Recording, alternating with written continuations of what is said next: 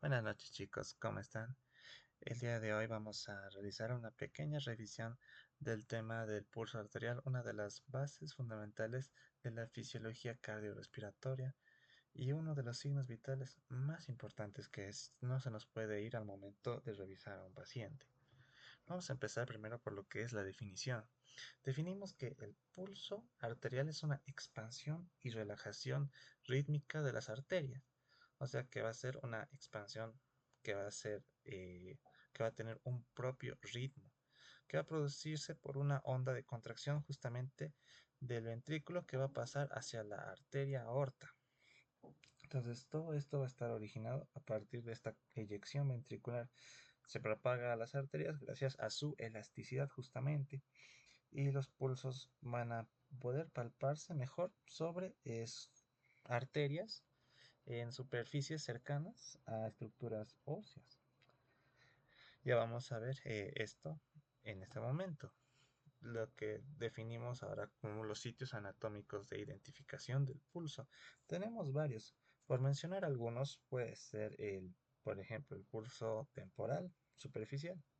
Está ubicado sobre la articulación del maxilar inferior, por frente del trago, en el trayecto de la sien. Tendremos un pulso muy conocido, seguramente muy mencionado, el pulso carotidio. Está ubicado a nivel del cuello, inmediatamente medial y por debajo del ángulo de la mandíbula, por dentro del borde anterior justamente del músculo esternocleidomastoideo. Algo importante que recalcar es que en el pulso carotidio no debemos palpar ambos al mismo tiempo o en, o en ambas localizaciones, porque podríamos disminuir el flujo sanguíneo y otro que podríamos causar en el paciente el reflejo carotidio. Así que lo recomendable siempre es palparlo uno individualmente, no simultáneamente.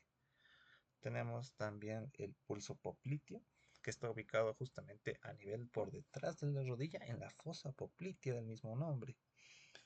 Eh, este pulso va a estar ubicado justamente por fuera de la línea media. Este sí se puede llegar a palpar bimanualmente, pero llega a ser un poco no tan fácil de identificar porque llega a ser un poco más profundo. Tenemos también el pulso pedio, que está ubicado al lado medial del dorso del pie. Para palparlo tenemos que poner el pie ligeramente en dorsiflexión y palparlo al lado del tendón extensor del ortejo mayor.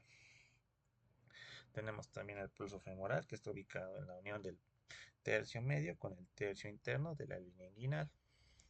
Y como no, por, porque no se nos puede ir, el pulso más accesible y el que vamos a revisar en la práctica va a ser el pulso radial.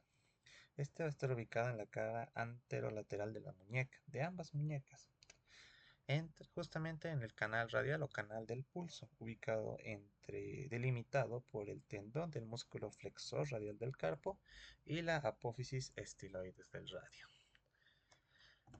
Para ir pasando a lo que es el método de la determinación del pulso, hay tres aspectos muy importantes que no se nos puede ir. La posición anatómica en la cual estemos palpando el pulso va a determinar cómo va a ser la ubicación de nuestros dedos.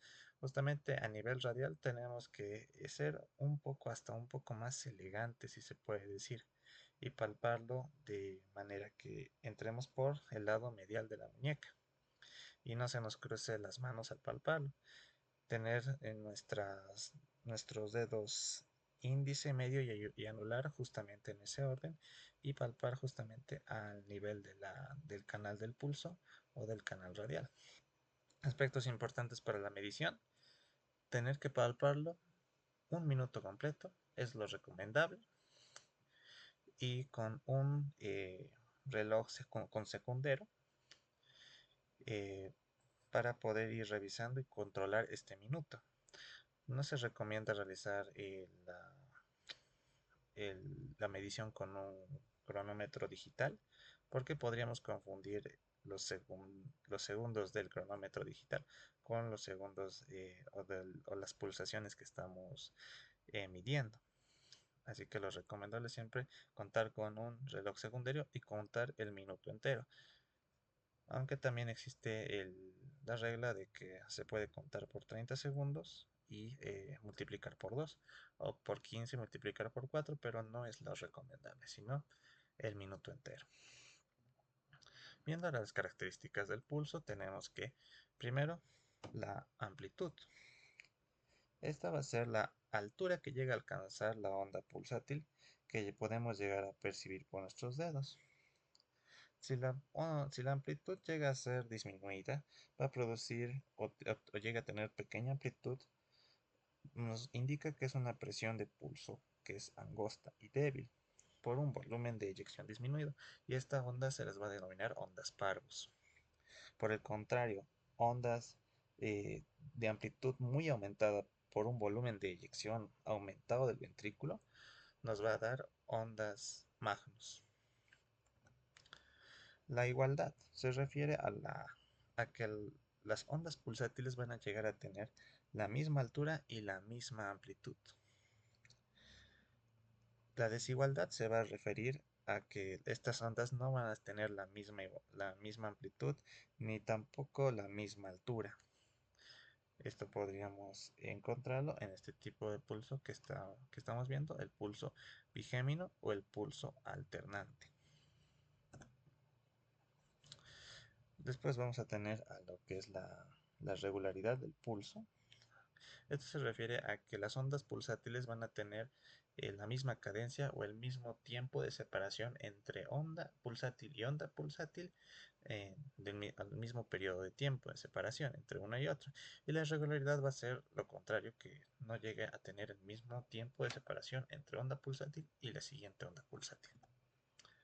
La tensión o dureza es la resistencia que ofrece la arteria al ser comprimida por el dedo proximal para poder atenuar esta onda pulsátil, de manera que deje de ser percibida por los dedos distales. Después, un aspecto muy importante, que es la frecuencia. Está basado justamente en el rango de descarga del nódulo sinusal, siendo la frecuencia normal entre 60 y 90 latidos por minuto. De 90 a 100 se va a denominar un pulso acelerado. Por encima de 100 se va a denominar la frecuencia del pulso taquisfignia. Y por debajo de 60, lo contrario, se va a denominar bradisfignia. Vamos a tener también diferentes tipos de pulso, como por ejemplo el pulso alternante, el pulso dícroto, el pulso bigeminado, trigeminado, cuadrigeminado, que van a ser propios de varias patologías, como por ejemplo el pulso dícroto es un pulso justamente con dos picos, donde el segundo llega a ser más débil y retrasado que el primero. Coincide justamente con la diástole. Se encuentra, por ejemplo, en miocardiopatías o la fiebre tifoidea.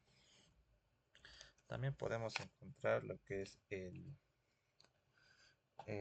pulso bigeminado cuando existe una extrasístole ventricular y que sigue a cada latido sinusal, seguida después de una pausa larga que compensa. Esto es propio, por ejemplo, de la intoxicación por digitálicos. Cuando la extrasístole va a seguir a dos latidos normales, se le va a denominar pulso trigeminado, y si lo hace después de tres latidos, se denominará cuadrigeminado, y así sucesivamente. El pulso de Corrigan o pulso saltón o colapsante es una combinación de pulsos tanto magnus como pulsos Zeller.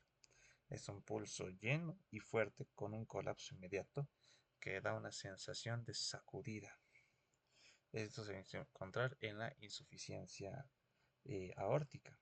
El pulso paradójico o de Kussmaul es, por ejemplo, se denomina un pulso de una disminución de la amplitud y eventual desaparición del pulso durante la inspiración. La verdadera paradoja es que mientras el pulso arterial se achica, las yugulares se van a ingurgitar en vez de colapsarse, como es lo normal durante la inspiración. Ese es el pulso venoso paradójico.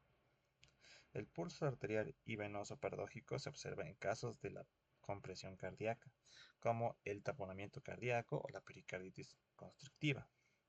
Y solo el pulso arterial paradójico se observa en obstrucciones respiratorias, como en el EPOC, en las crisis asmáticas o en los derrames pleurales. Aquí va